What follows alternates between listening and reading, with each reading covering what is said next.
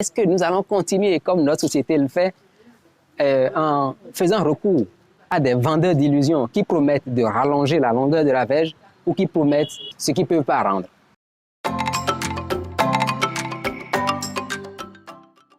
Je suis Herman Azam, médecin spécialiste de médecine physique et de réadaptation.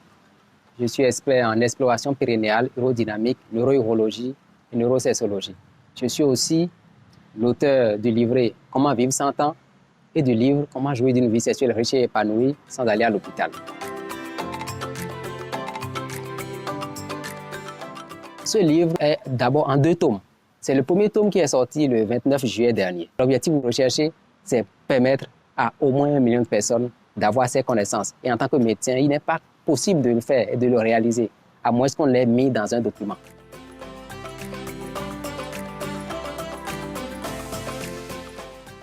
Les troubles sexuels sont de tout ordre.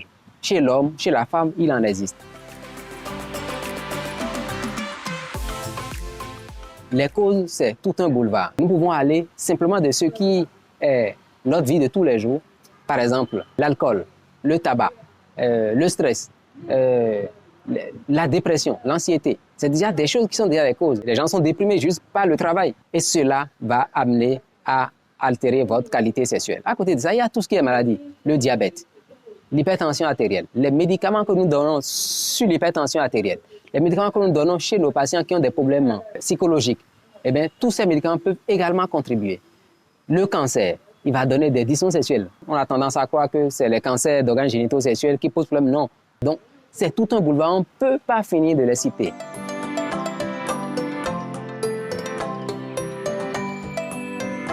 Attention, ce n'est pas pour dire n'allez pas à l'hôpital. C'est plutôt pour dire est-ce que nous allons continuer comme notre société le fait en faisant recours à des vendeurs d'illusions qui promettent de rallonger la longueur de la verge ou qui promettent ce qu'ils ne peuvent pas rendre. C'était ça la question. Alors, que faire pour avoir une meilleure qualité sexuelle? Ça passe déjà par notre mode de vie. Si vous êtes une personne qui n'est pas bien reposée, une personne stressée, une personne qui est anxieuse, vous allez avoir une activité sexuelle qui est altérée. Si vous vous alimentez mal, vous avez également des problèmes sexuels qui vont se présenter. Et bien pour ça, nous avons un petit livret Comment vivre 100 ans. Il y a tout le nécessaire pour avoir une vie sexuelle épanouie sans avoir recours aux médicaments et il y a tout le nécessaire pour vivre longtemps.